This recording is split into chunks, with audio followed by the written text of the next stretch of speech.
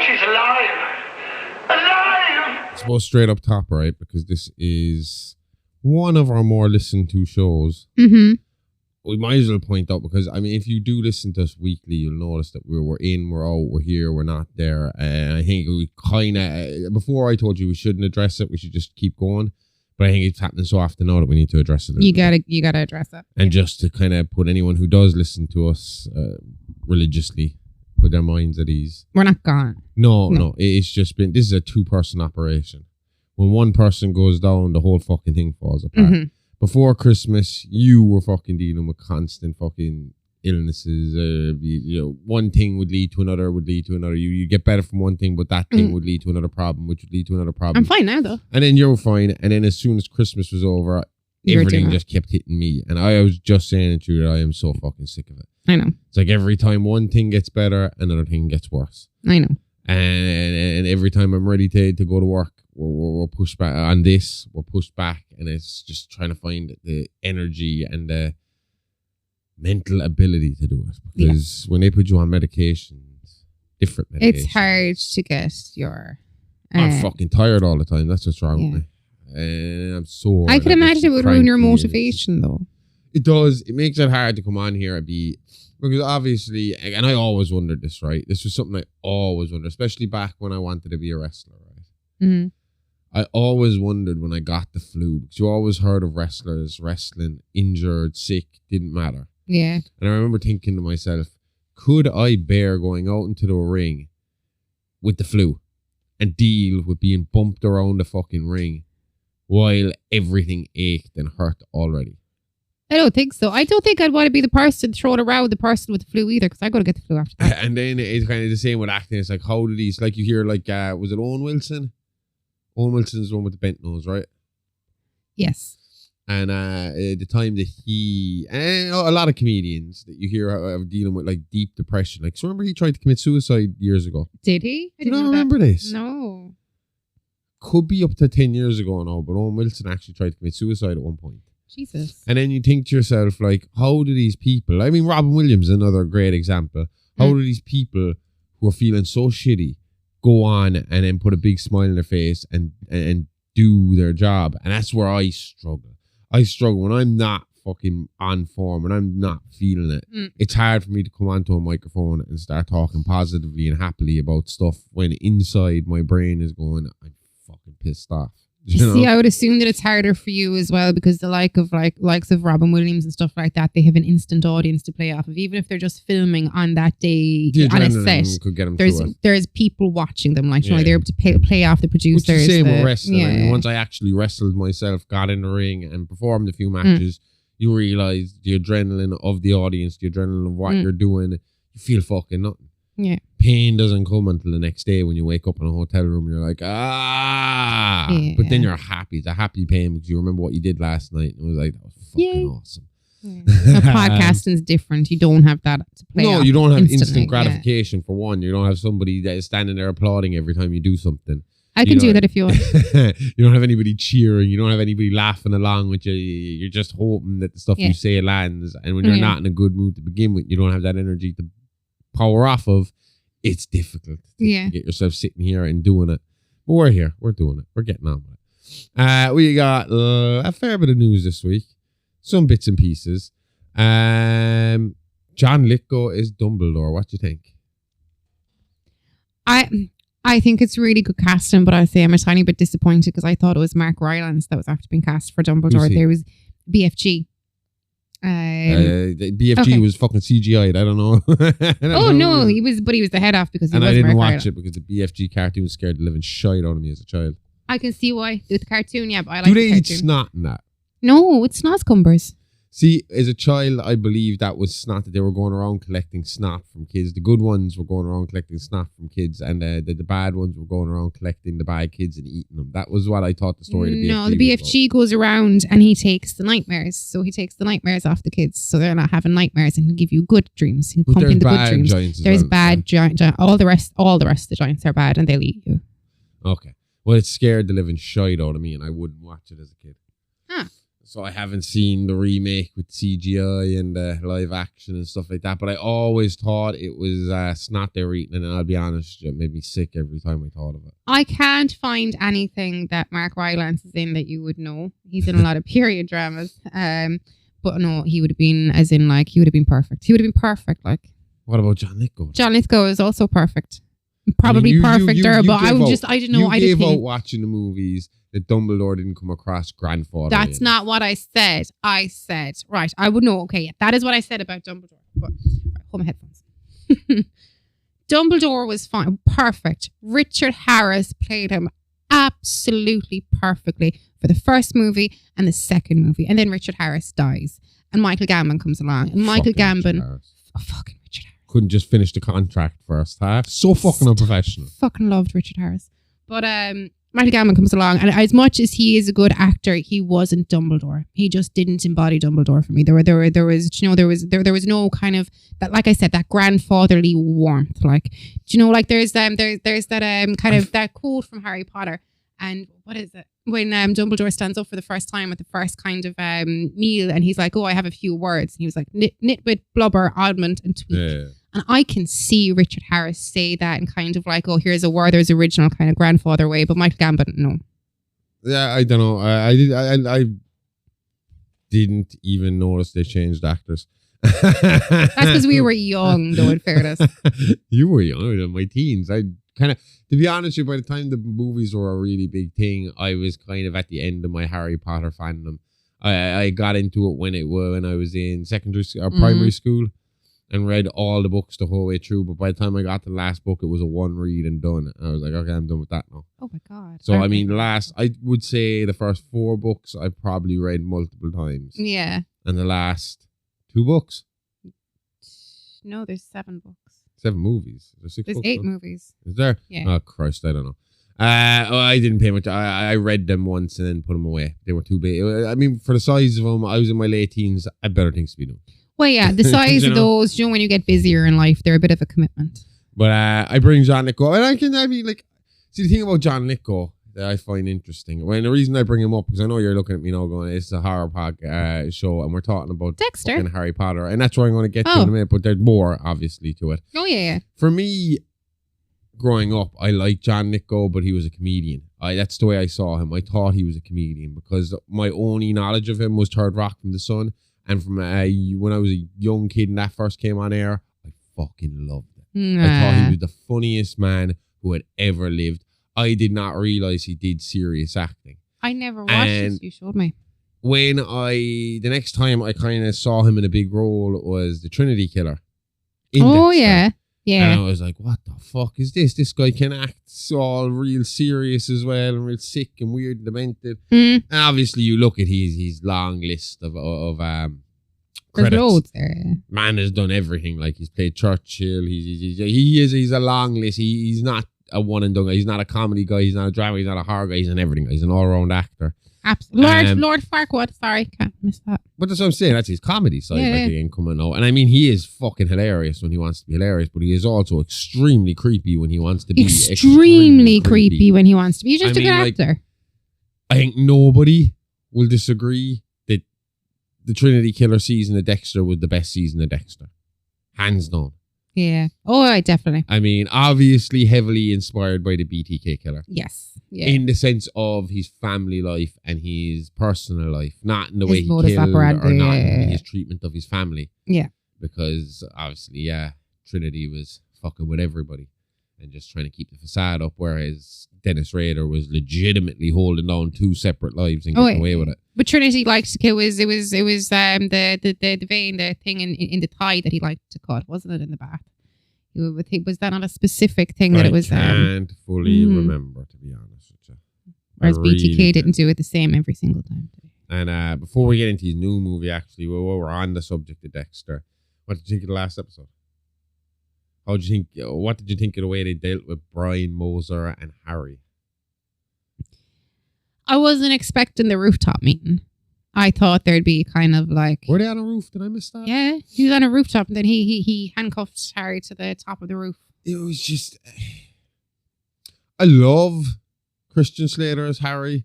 But he is so much more positive than the original Harry. Yeah, I don't understand how he just are they just Harry, going to turn something in him and he's just going to man. like.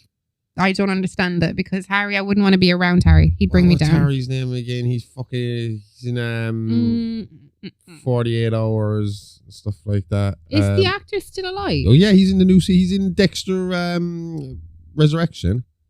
They're bringing him back. James Remar. That's it. Yeah, James Remar, and he's coming back. He's back as Harry in Dexter. Which the person they didn't cast in the new Dexter is Deb. Deborah isn't coming back for the new season. Oh, so she's not going to be like a Force ghost anymore. Well, basically, they replaced Harry with Deborah in New Blood as the ghost, as Dexter's conscience. And now it seems Harry's going to be back. We've seen stills already of him shooting clips with the two of them. They need to find a middle ground, so they need to sit older Harry down and sit Christian, what's his name, down and be like, right, you need to get a bit grumpier, you need to get a bit happier. It felt really out of place him dancing with him at the end of the last one, especially knowing what he knew. That whole dance scene made me feel a bit awkward. Even though I love the season. Oh, it was a good season, yeah. Great show. I mean, I'm really happy with Original Sin. I like the fact that Brian Moser is back in it and that we're going to kind of see him pissing about in the background, doing what he's doing, developing a little bit. I'd like to see them do a spin-off with him, just him. I think I'd hate him too much. I don't know. I just don't like him. But I said it to you. I was like, the biggest mistake I made when we covered Dexter last year was trying to cram everything in and make it Dexter's story. And eventually what we should do, because obviously, like I said, everything from the first year, I'm kind of putting on as fair game to redo. And like I said, we're doing horror. So with remakes and reboots and sequels and legacy sequels to come on everything, there'll be stories that we are rebooting as well. But when we redo Dexter, what I'm going to do is make it a couple of years project. So as in maybe drop an episode here, drop an episode next year. It'll be like Peter Griffin and the chicken rooster. I suppose that's a good way of comparing it, but that's not what what I'm thinking is like we take the ice truck killer and we cover the ice truck killer, and the ice truck killer was eventually found dead, blah, blah, blah, blah. We don't know who killed him. Then we cover the Trinity killer. Trinity killer went missing. Suspicions that he came back to kill his family, but he left the son alive, blah, blah, blah. Was Moser not the ice truck killer? Yeah. Yeah, okay, sorry. And that's my point. We'll do Dexter's big kills first. The kind of main eventers of all the seasons. We'll cover them individually first as their own killer. Okay. And then we'll go back and make it out in the Horrorverse fictional world that a case has been solved. When they finally say we're done making this Dexter, or Michael C. Hall retires, or something along those fucking lines. Because at some point, after they've done Resurrection, after they've done Original Sin, they'll have to take a bit of a break from it. Oh, yeah. And at that point, I'll probably do Dexter and be like, well, they've finally pulled all this information together, and we now know that the reason these cases that we have covered were never solved, or the killers of these killers were never found, is because it was all down to this man, and then we'll follow through with that and kind of do it as their own. Each killer will be their own series, and we'll wrap it up eventually, kind of thing. Yes. Is what I am thinking of doing. What I think we should do. Okay. I bring up we just kind of fall into Dexter because we were talking about Lithgow. And the reason we're talking about John Lithgow is he has got a new horror mystery thriller coming called The Rule of Jenny Penn. And you like this because Jeffrey Rush is also in it. Oh, I love Jeffrey Rush. So I have a little... I was struggling to find a lot about it. Okay. At first, I do have stuff I'll tell you now in a minute. It's directed by a man named James Ashcroft, who I haven't heard a whole pile about. King Kong? James Ashcroft? I thought James Ashcroft. Maybe he was. When I looked up his IMDb, it was mainly shorts, TV, and TV movies he had written and directed. Maybe this is sending me wrong. Hang on 2 seconds. I did my research on him when I was looking at this. Oh, well, you did better research than I did. Oh no, he was just a soldier. Sorry. That's what I'm saying. There's not much directing, but there's he works on. He's a set worker. Yeah. Okay. So with this we have. I knew that wasn't right. I was like, I know the director of King Kong. This is weird. Yeah. Which King Kong? It is the one with Naomi Watts. So that would be who did. Are you talking about Peter Jackson's King Kong? That's the fucking one that I'm on about. I knew who did it. Fucking Peter Skull Jackson, Island from Dead Alive. Huh? He does. That's his thing. Skull Island. You link it back into Dead Alive. Yeah, it's true. Yeah, they have the rats. Yeah. Yes, that is true. That's where that started. Anyway, this movie is going to be about Stefan, who is Jeffrey Rush, and is a man used to power. As a lifelong judge, he has wielded justice in his courtroom with complete disdain for others. So when he finds himself in a budget retirement community recovering from a stroke, Stefan assumes his stay will be brief. That is until he meets Dave, played by John Lithgow, an alleged dementia patient who stalks the halls at night with a hand puppet named Jenny Payne to administer beatings and acts of cruelty on other residents. And because Stefan dares hold his ground, Dave makes breaking him his greatest achievement. Oh my God, I can see Lithgow here with the puppet. And that's he looks creepy. fucking weird, doesn't he? It's scary looking. Yeah. I'm looking forward to that. I can't wait to watch that. I think it's How would be you good. be around him, knowing that he's a really good comedic actor, but also like a really good like creepy actor? Because I would feel a bit nervous around people like Anthony Hopkins because I've seen what they can do in movies. Depends on how he's looking at me. Oh yeah. Do you know? If Lithgow's standing there dead-eyeing me, then I'm going to feel a bit uncomfortable. Because he does this thing when he is doing like weird, creepy. And you kind of see it in Planet of the Apes as well, Rise of the Planet of the Apes as well, when he's got dementia. Where it's almost like he is blankly staring into space. He's just not focusing his eye. And like his face is almost sad looking. But as you know, he's thinking of something bad, and it's really, and that's usually the Lithgow's going to kill somebody in the movie kind of picture. You know, he's doing funny when he's falling over shit and messing his hair up a lot. He likes to do that. You notice that anytime his hair will go all over. I mean, again, I might be just thinking of Third Rock from the Sun because they're Salute. Do you remember How their did they Salute? do it? No. Their Salute. I actually have to take off my headphones. People can't see me do it, but the salute goes like this, kind of. Oh, I remember it. Yeah. Put her hand over their head. Yeah. So yeah, I'm looking forward to that. When did you say that was out? That's out in March, is it? Here in Ireland, it's out on the 15th of March, I think it is. There's a coming soon on IMDb on the 20th of March, but I can't see what country that is. But I think we're getting it a tiny bit earlier here in Ireland. Streaming or cinema? That is coming. I'm not sure. I'm just looking now. I think it's cinema. It says a 2024 movie. Like you said, I can't get a whole load of information about it for some reason. I'm getting the 2 dates. I'm getting the one for Ireland and I'm getting the 20th of March, but I can't see if it's streaming or cinema. All over social, so it's definitely on its way soon. We'll keep our eye out for that. We can keep it updated. Another little update we got, and it is really only a little update. It's an exciting update, but it's a little update.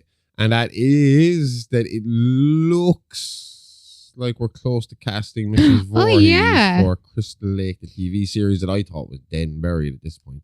I really did, because they were all gearing up to make the show, and then the showrunner pulled out, and it looked like it was dead in the water.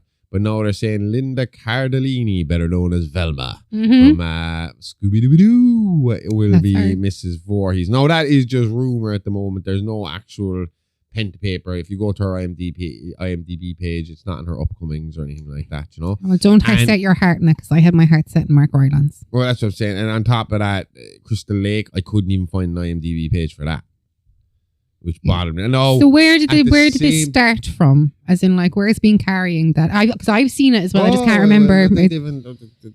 Reputable. Who has the rights to this at the moment? See, that's the thing about. Do you know the reason we haven't had a Jason movie in so long? Is that the rights are all over the place for it. So I don't know. And the thing about it is, when you try and look up Crystal Lake on IMDb, there is so many fucking fan-made movies.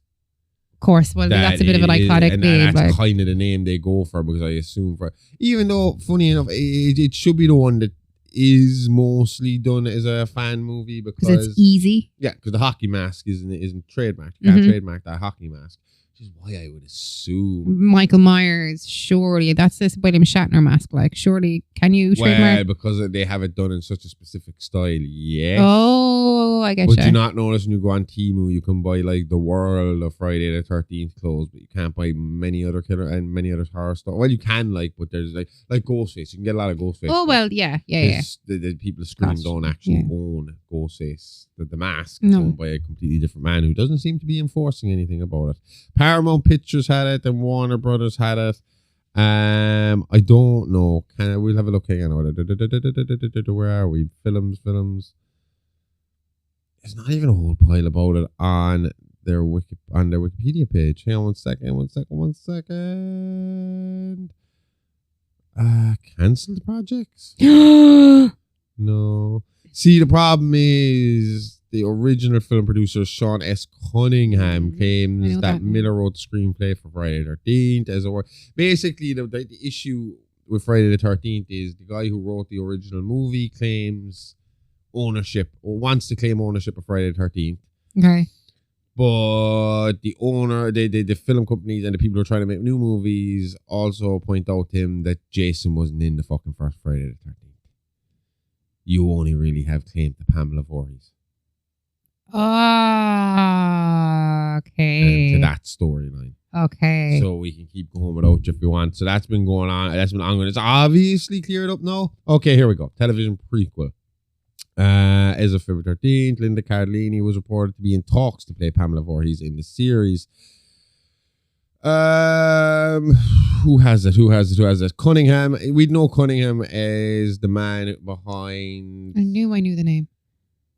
Craven's Last House on the Left. Oh, okay. He pushed him to make that movie and I think helped funded it. His name popped up in something. Producer in it, as far as I know. So in September 2024, Cunningham announced that the show would begin filming in Australia at the end of 2024 and will release for Halloween 2025. So we're going to get it this Halloween. We're going to get it this year. Nice. You need to hurry the fuck up because I'll let you know something, guys. The end of fucking 2024 already happened and you're only fucking casting Pamela now. So, I just thought it meant that we get a very looking good. In May 2024, Cunningham explained that a new Friday the 13th film would not be released for at least 3 years due to movie studios being hesitant to fund a horror movie which may not be a financial success. So now that they've actually cleaned up the whole crap with the rights issue, they don't want to release a movie in case it flops. But again, it is one of those kind of things again where you look at, I'm happy that we're creating new horror icons lately over the last few years because it is coming to that point of, we watched the last Halloween trilogy and it was like, well, it's a rehash of what we see. We've seen Michael walk around killing people. He gets killed, he comes back. He gets killed, he comes back. Blah, blah, blah. Jason Voorhees, same kind of deal. Freddy, you've done it all. You know, Chucky has this nice kind of fucking ability to just do whatever it wants because of the nature of its story. So we're never actually stuck with the same Chucky story over and over again. And that, I think that's why that's surviving so long.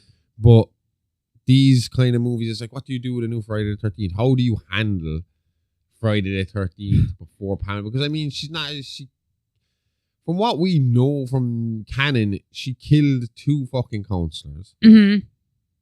And then did fuck all again until the new movie came out. So what is it? Jason's gonna drown, she's gonna kill 2 counselors, and then we're gonna have Pamela sitting in a fucking hut for like 10, 15 years before the next counselors turn up. I don't know how they do it. She was living in that hut where her head is in part 2. Jason's hut. I don't know. And what age is Jason?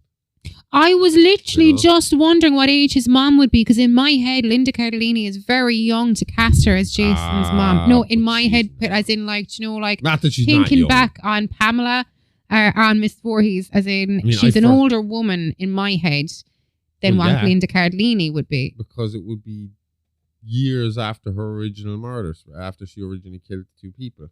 Oh yeah, she was the original one. Sorry, I'm going back and forth. What you have to assume is that what we saw at the end of Friday the 13th, when Jason jumps out of the water and pulls the final girl, I can't remember her name off the top of my head, into the water. Yeah. That is a dream. Okay. That's her hallucinating or dreaming or something, which is kind of proven again when you get to the second one and he comes to her fully grown to kill her. And because he's fully grown, I just think... I think that one scene, it's obviously put in there as a shock factor, as a kind of last scare. But if you have to try and make sense of it, it has to be her delusions to explain why he's so old. Because if you look at when he's supposed to have drowned as to when he is walking around now, it makes sense that he's that age and that size. Yeah. But when you show us him looking all young like in the first one and then suddenly a grown-ass adult in the second one, it makes things confusing. So, I mean, is it a case of He nearly drowns. She saves him. She kills the counselors involved. And then just holds a grudge again, for nearly like a Harry Dexter situation where she's living in this hut with fucking Jason teaching him how to kill. So like extreme psycho. Or do they start leading into the supernatural then? Is Jason dead? Did she do some sort of ritual to bring him back? Because clearly Jason isn't mortal. We've seen him with the mask off. I mean, there's usually maggots and worms and shit rolling around his face. And Jason goes to hell. We see him playing with an Necronomicon. Oh yeah, I forgot that. Which could indicate that he's a deadite, but I don't think. How is she bringing him back as a deadite though? Like, Julie, if you're going to make him a deadite, like, how did she get access to that? Did she come across the cabin in the woods? So we have to wait and see. Cardellini is 49 years of age.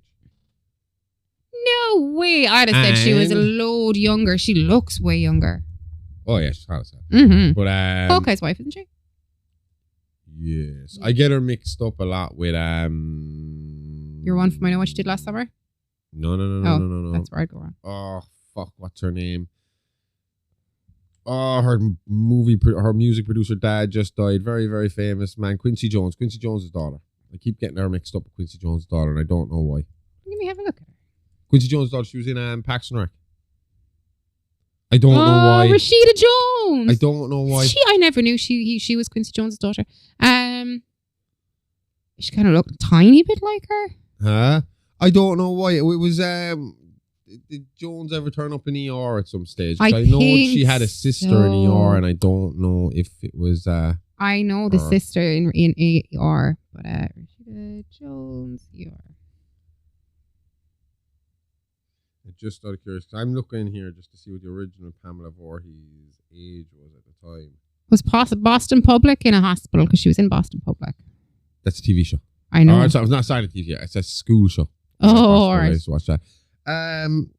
Just so you know, the original Pamela Voorhees, who was Betsy Palmer, was probably in around 49. 54. 54. So there wasn't that much between 5 years them. of difference between what Pamela Voorhees was in 1980 for the start, and she's going to be 49 in a prequel.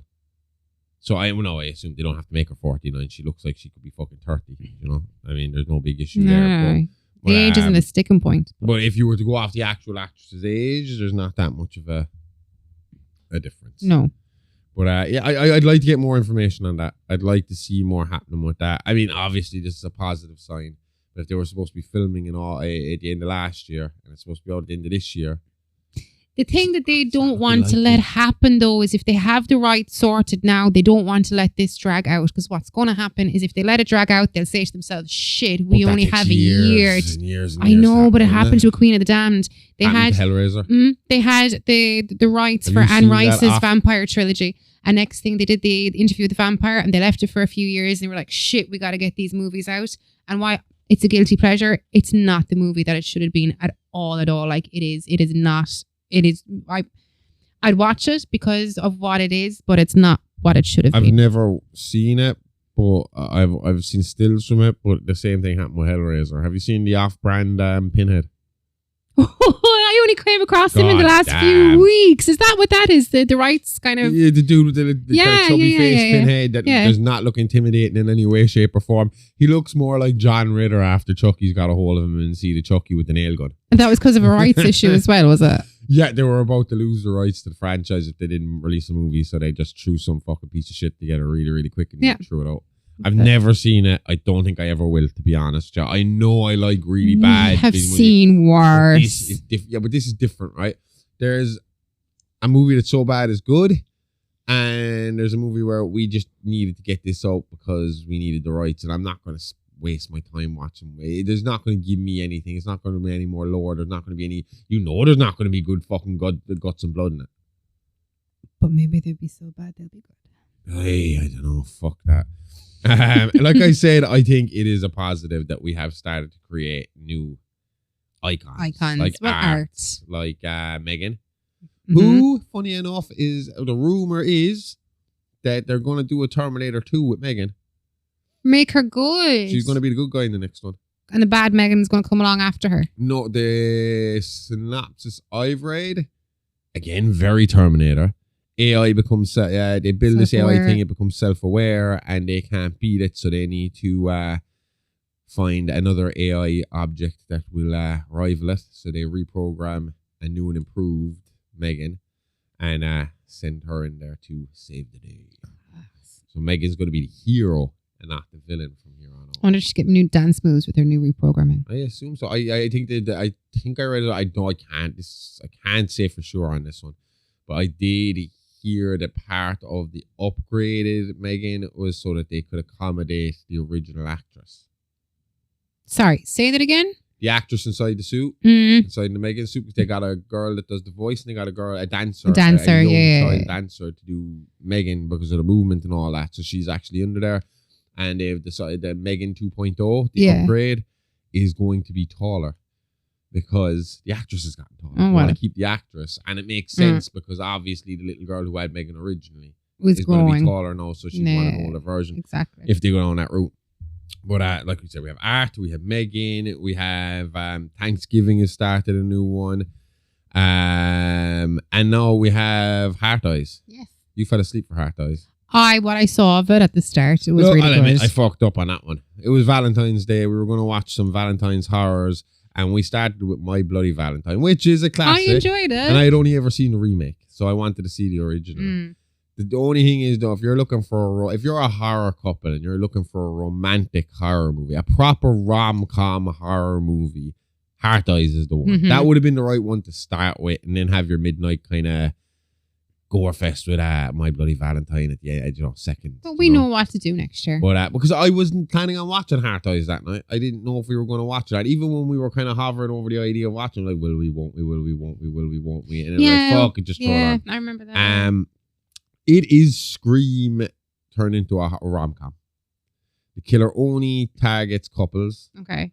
And there is a big twist ending at the end. I'm not going to spoil any of it. It's not a big twist ending. Don't tell me because I need to see it. There's not a big twist ending. It's a Scream style ending. Do you know? The unmasking. Yeah. Who is it? What's their motive? Why are they doing this? And but the whole thing is really, really, really plays into the rom-com tropes in a big way. Like, take the killer away and it's a rom-com. Okay. Between Mason Gooding and that girl whose name I can't think of. So far, it's done right at the box office. I mean, I was looking at the Wikipedia page for the box office. It was made for 18 million and they've made 23.1 at the moment. So they have profited. Okay. Still a good 5 million. See the trend happening here though? What? Horror movies, it's almost like they're trying to break away from Halloween. We got Thanksgiving. They're going remaking Silent Night, Deadly Night. The last Terrifier was a Halloween movie. The next Return of the Living Dead is a Christmas movie. Last Terrifier was a Christmas movie. We were just talking before this about like I said, Thanksgiving, Valentine's Day with Heart Eyes. If you're a movie or per film studio, and you do the most of like your horror movies are making money at Halloween, I presume that's kind of like a smart thing though, is to associate them with other times of the year, so you have, like they can be rewatched. There's more coming. Yeah. Slasher renaissance happening at the moment. They're kind of popping up all over the place. So maybe, like you said, it is so that it's not. I suppose it does help in the sense that your competition at Halloween has to be fierce in the cinema. That you're going in there and everybody traditionally would throw all their Halloween movies in at this point. And now it feels like they're spreading them out to try and teaming them to try and stop that. So you have Valentine's Day movies, Thanksgiving movies, Christmas movies, even ones that aren't Christmassy. Christmas seems like a big time to release movies. Like, I mean, Nosferatu came out at Christmas. It is. The whole Star Wars saga and its last run are all Christmas fucking releases. Is it a big thing for Americans, isn't it, those, the cinema pictures over the holiday period? Or is that just it's something that was in my head? No, it is. There's a big thing with wrestling traditionally as well. Yeah. Wrestling will run on, back in the 80s and stuff like that, would traditionally run on Thanksgiving night, Christmas night, all these nights, because the mentality was, especially before modern age where we have entertainment at our fingertips constantly, that once Christmas dinner was over and you're all sitting around, what the hell else you have left to do? everything's closed. There's nothing to do. You've done your Christmas Day. The presents are done. The day you've had a few drinks, eaten. Let's go to the wrestling. Yeah. You know, so they become a common thing. And you do see release dates. Years there where Christmas will land on a Thursday or a Friday, because Friday is usually the release date for movies. If Christmas lands on a Wednesday or Thursday, it's coming out on Christmas Day over in America, and then we'll get it on the Friday. Like on our Friday is the release date for all movies. It has been for a very, very long time. Used to be Thursdays. No. You're wrong there. Oh, 12 a.m., 12 p.m. on a Thursday night, was it? Yeah. The paper will come out. The local paper will come out on a Thursday.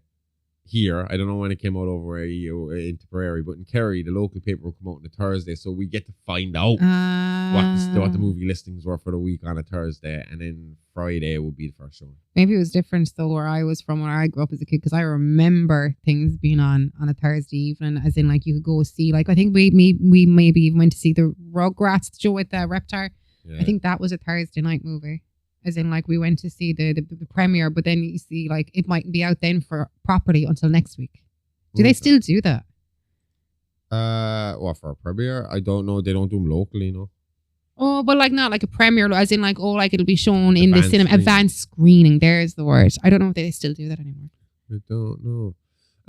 True crime wise, we have another movie coming. The Happy Face Killer. Have you ever heard of the Happy Face Killer? I have heard of the Happy Face Killer. Have we talked about him before?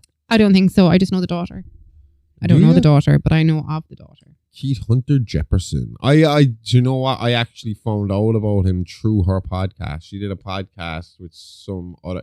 I don't think it was her podcast. I think she was the subject of the podcast, and it kind of followed her life, and what was going on, what she was seeing happening while her father was committing these crimes. And at the same time, they were kind of lining up the story of what was going on when her father wasn't at home. So she talked about what he was like at home. And it was very BTK-like, where he was a great father. Oh, okay. Very loving, very caring, took care of his family. But when he was out on the road, hookers beware. Apparently being a fucking truck driver, you got to stay away from truck drivers in America. Oh, I wouldn't be no, that is too dodgy. They previously tried to do this in 24. Well, they previously did do this in 2014. I haven't watched it yet. David Arquette plays Jefferson, which physically is a terrible match. No. Jefferson's a big guy, like. Yeah, but I don't know how I would take David Arquette in that kind of role. I can't think of Arquette in anything serious that I've seen. Eight-legged freaks. No. It's just what I'm saying. Like it's Dewey, or he's in. There has to be something serious, surely. You know, like you said, eight-legged freaks, stuff like that. I can't think. I haven't seen anything off the top of my head where he plays a serious character. So I'd watch it for that, but I don't think physically, and I don't think sound-wise. David Arquette comes off like he's constantly, he does have some form of ADD. I know he's admitted that himself. He said that himself, but you can see it in him. You can feel it in him. I'd like to see You Cannot Kill David Arquette. That was released in 2020. Oh, is it good? That's what I'm talking about. Oh, is that a wrestling documentary? It was about him trying to go back to wrestling. So David Arquette, when they made the movie Ready to Rumble with WCW, as part of the trying to promote the movie, the decision was made in WCW to have Arquette win the world championship as a fluke. Now, if you go over to our Patreon and listen to Wrestling with Time, we discuss the importance of world titles. They are not just props. They're not just something fancy for the show. There is meaning behind them. There is legitimacy behind them. David Arquette winning the title in WCW was seen as like one of the death nails in the company. One of the things that killed. And I say one because there was a lot of shit going wrong in that company at the time. But him winning the belt was seen as, you might as well have just put the belt in the middle of the ring and had someone come out and take a big steaming shit in it. Yeah. And he knows that, and he has felt it as well. He said himself, he was shocked when they brought it to him, with the idea to him. He himself knew that this might get me a bit of trouble. But he did it. And yes, David Arquette is a world heavyweight champion, but he wanted to prove after like 20 years of fans shitting on him, he wanted to go back and basically put in the grunt work to earn the respect of the wrestling fans, which he did. He went back, he trained hard, and he started doing the indies. It slowed down when he nearly died. Was in Arquette nearly died? Okay, well. He was in a death match, and he had kind of specifically told this wrestler not to use... Death matches are notorious for using glass, especially light tubes, fluorescent light tubes. I thought that was poison, as in if that fluorescent powder gets in under your skin, I thought it was extremely dangerous. Ridiculous, and this will show you how dangerous it was. Arquette basically told him not to use it on him during the match, and this wrestler decided to do it anyway and cut him so fucking badly that he was bleeding out while finishing the match. Finished the match as a good wrestler does, and then went to get stitched up, but he was supposed to be extremely pissed off about it after that. And I don't remember hearing a whole pile about him wrestling since. I would be pretty... If you explicitly tell somebody, ask them not to do it, surely, I mean, like, that's... that wrestler he should not be in the ring. Again. Like, no. That's a dickhead. That's a gatekeeping. I'm not going to let this actor look good. That's exactly what it is, yeah. And that, like, Roddy Piper did the same thing to Mr. T back in the day, but it was not to that level, but it was more justified than what this guy doing this to Arquette. Arquette put in the hard work. Arquette wrestled a good amount of matches on the indies. I mean, like wrestling in front of a couple of hundred people, not going to stadiums, not looking at WWE or AEW for a position or TNA or anything like that. Just doing the indies. I assume because it's all he can manage with his schedule, like you know. Yeah. But this documentary was supposed to kind of document that. With the thing with Mr. T and Roddy Piper. That was a thing of Piper trying to protect the business. This was still the 80s. This was still a thing of... It's looked good. This actor cannot come in here and be better than us. This actor cannot come in here and beat us. Yeah. Otherwise, what the fuck does that say about us? False. So, going out to the main event of WrestleMania 1, the thing that would make or break WWE as a company. Like, if this fails, we don't have the WWE today. Yeah. And they didn't know if Piper was going to go out there and behave himself. Oh, no. But he did. He didn't have to take the L. It was a tag match. Okay. It was Hogan and Mr. T versus Piper and Paul Orndorff. And I'm pretty sure, I can't again say for sure because it's been a long time since I saw this match. Pretty sure Orndorff takes the loss so that they can keep Piper away from Mr. T. Okay. And that beef went on for a long time. Him and Mr. T didn't like each other for a very long time. They eventually were both brought on some reunion show in WWE maybe 10, 15 years ago. I don't know how long Piper's been dead now. And they kind of shook hands there on TV. Piper's been dead about 10 years. So it was our friend's daughter's christening the day that Roddy Piper died. And there's about 6 to 9 months between Riley and her. Didn't fucking Dusty die like a week later? That sounds very, very familiar. They were really close because I remember being like, what the fuck, man? I was at work doing a stock take when Roach texted me. He's like, Dusty Rhodes is dead. I'm like, what? And that was after I'd just gotten over Roddy. Piper died 31st July 2015. Dusty was... I'm guessing August. 11th of June 2015. So Dusty went first. So and then I was messaged to be told that Piper was gone. Yeah. Presses the life. I remember you getting we were standing in a bar and you got Roddy Piper. You saw that, you got the message about it because we were standing at the christening and myself and one of our other friends, we were like, what's wrong with you? And you're like, Roddy Piper's after dying. I remember clear as fucking day. Yeah. I remember the look in your face, like.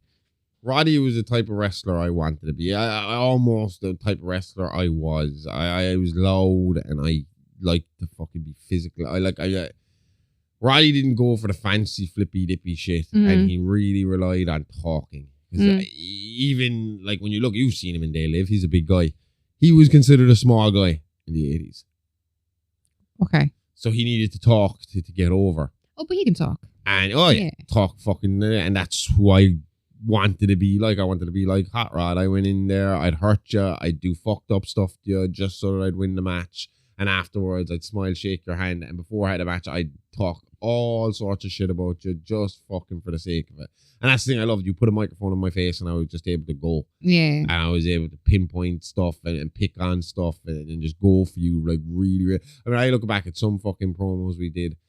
And there's times where I was like, I'm not even 100% sure I thought that out. That just happened and worked out perfectly. It just came out of me and and Piper was just that kind of guy, like, you know, so it was hard to see him go. I understand that. I mean, right, again, horror fans, we know you love Roddy Piper because we know you love They Live, because who couldn't fucking love They Live? But anyway, yeah, sorry. Back to Arquette.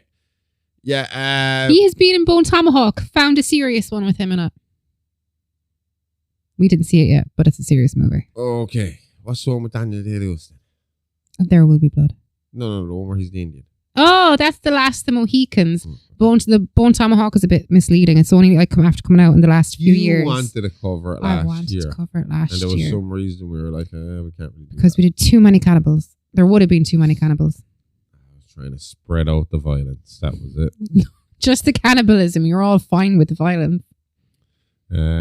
Yeah, I mean, that's pretty much all I have. I mean, if you want to know more about Keith Hunter Jefferson, check out his Wikipedia page or check out that podcast. If I knew the name of it, I'd tell you. I'm pretty sure it's just called The Happy Face Killer. Fun fact about his daughter. She actually produced the prison confessions of Gypsy Rose Blanchard. She's really involved in kind of, I think, those kind of stories. So as in like the children of these stories. I would assume she kind of got into the niche when she did her own fucking thing. Like, and she's Emmy nominated for her work. She talked about it on that podcast about her own dad, about going to visit her father.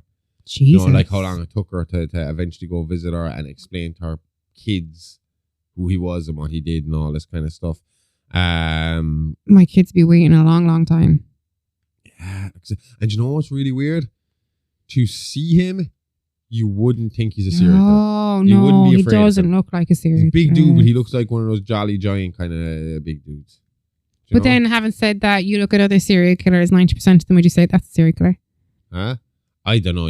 No, maybe it's because Bundy and Gacy and all them and stuff. Bundy and Gacy were the first two that came to my head. That people say Bundy didn't look like a serial killer. I don't get where they're coming from. And I don't understand that with Bundy. But Gacy, if he didn't look like a serial killer, he looked like a big old pedo. Which yeah. I mean, like if you didn't see it, to me, pictures of him without his clown clothes on, he just kind of looks like a normal kind of person. Like, you dig? Yeah. Nasty. Oh well, yeah. Right, we're nearly done. We'll have a look at what we have going on this week before we leave. We'll plug our shit. But even pictures of that Keith guy smiling and laughing in court, like he's cool as a breeze in interviews, man. He'll talk away about this. He doesn't care. He looks very fucking relaxed there in court in his orange little jumpsuit. From what I can tell, I think he was one of these ones that was happy to get caught. I can't do it again, kind of thing. Or fame. He was one of these ones who had that post-come clarity. He had it?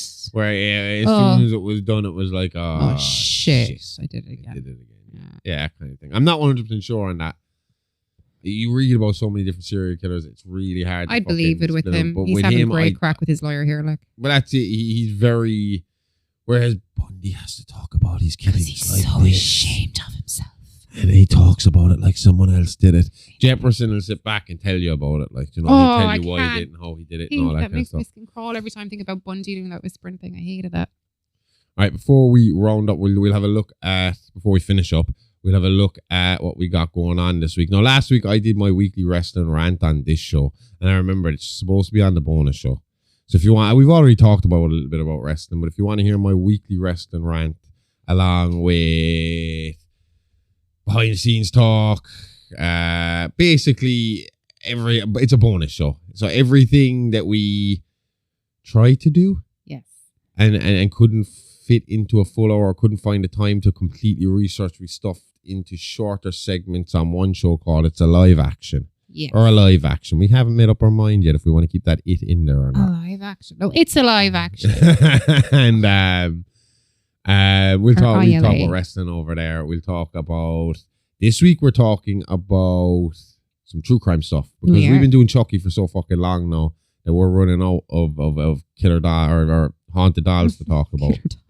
There ain't no killer dolls. We've been talking about haunted dolls. We've searched, yeah. I mean, Robert's done some stuff, but he ain't killed nobody yet.